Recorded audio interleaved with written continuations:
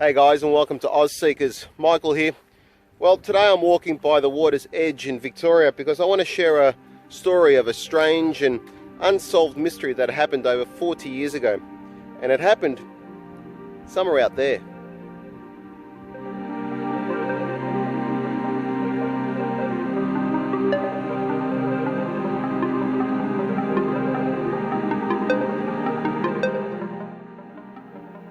Victorian pilot Fred Valentich set course for a flight across the Bass Strait on October 21, 1978. He set off from Moorabbin Airport, but he never returned. Perhaps it was his unsettling final words to his then-fiancée, Rhonda Rushton, the day before the 20-year-old's flight. Valentich admitted to her that he was fearful of flying over water. Rushton explains, "I found that a bit strange." She continues, but it was clear he had some sort of gut feeling. Investigators believe, by examining flight time and trajectory estimates, that Valentich disappeared somewhere off the coast of Cape Otway, a place renowned for its wild and stormy weather. However, despite an extensive air and ground search, no trace of Mr. Valentich or his plane were ever found.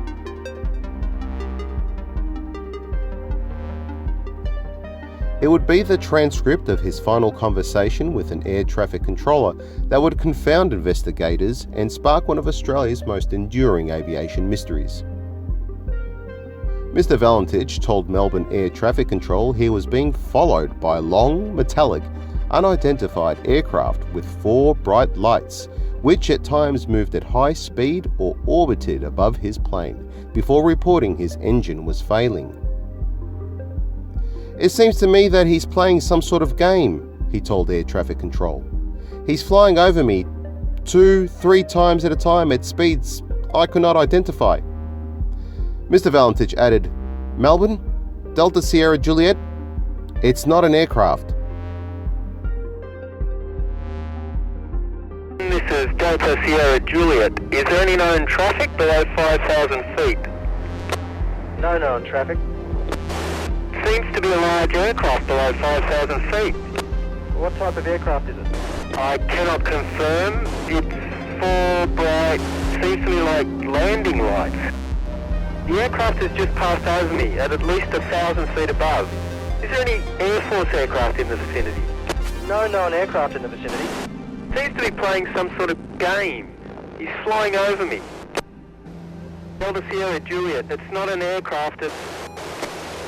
Can you describe the aircraft? As it's flying past, it's a long shape. Cannot identify it. It has such speed. It's before me right now, Melbourne. How large would the object be? Seems like it's stationary. What it's doing right now is orbiting. The thing is just orbiting on top of me. It's also got a green light and a sort of metallic, like, it's shiny on the outside. It's just vanished. That strange aircraft's hovering on top of me again.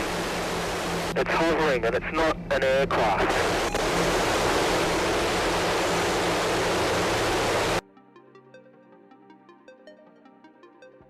Critics claimed Mr. Valentich was either disorientated and crashed, or may have even faked his disappearance. But Miss Rushton said they were never theories she or his family were comfortable with. "Anybody who knew Fred understood just how honest he was," Miss Rushton said. "He would never make something like that up. If that's what he said he saw, that is what he saw." UFO sightings in Australia are not uncommon, and there have been many over the years. Arguably, the most famous of all happened in 1966, when students and staff at West Hall High School in the Victorian suburb of Clayton witnessed a UFO fly over their school and then descend into a field behind their school.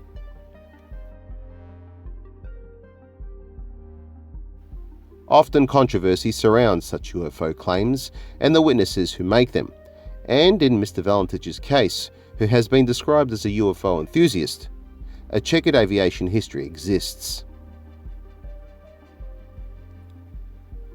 Frederick Valentich had about 150 total hours flying time, and he held a Class 4 instrument rating, which authorized him to fly at night, but only in visual meteorological conditions. He had twice applied to enlist in the Royal Australian Air Force, but was rejected because of inadequate educational qualifications.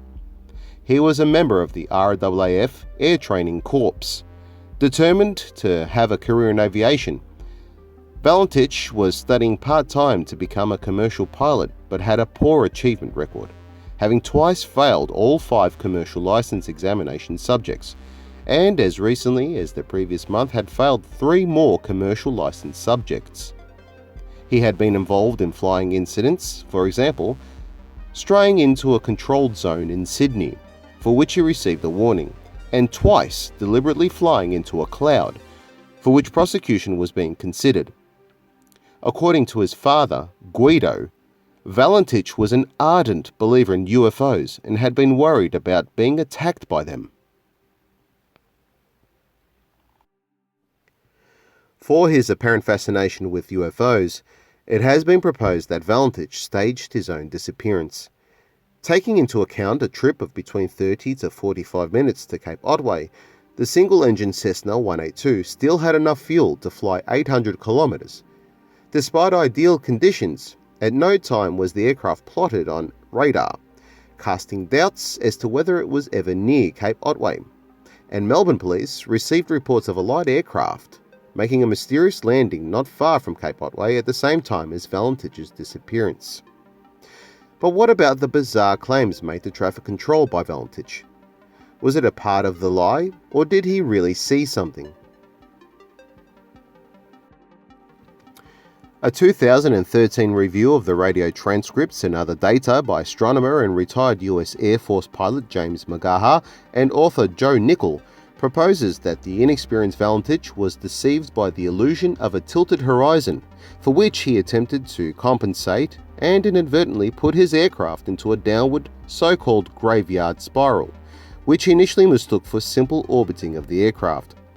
According to the authors, the G-forces of a tightening spiral would decrease the fuel flow, resulting in the rough idling reported by Valentich. McGaha and Nickell also proposed that the apparently stationary overhead lights that Valentich reported were probably the planets Venus, Mars and Mercury, along with the bright star Antares, which would have behaved in a way consistent with Valentich's description. Ufologists, on the other hand, have speculated that extraterrestrials either destroyed Valentich's aircraft or abducted him, asserting that some individuals reported seeing an erratically moving green light in the sky, and that he was in a steep dive at the time. Ufologists believe these accounts are significant because of the green light mentioned in Valentich's radio transmission. The group Ground Saucer Watch, based in Phoenix, Arizona, United States, claims that the photos taken that day by plumber Roy Manifold show a fast-moving object exiting the water near Cape Otway Lighthouse. According to UFO writer Jerome Clark, Ground Saucer Watch argued that they showed a bona fide unknown flying object of moderate dimensions, apparently surrounded by cloud-like vapor exhaust residue, although the pictures were not clear enough to identify the object.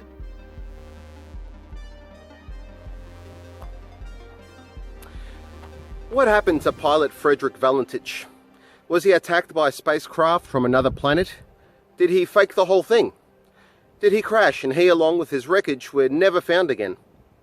I don't know. I think people will be scratching their heads over this one for a long time to come. Thanks for watching. If you haven't yet subscribed, please make sure you do, and hit that notification bell. From myself and the OzSeeker crew, we'll see you next time.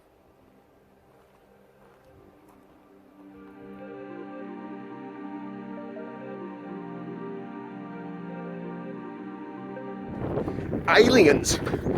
Aliens are coming! Nah, jokes. No aliens.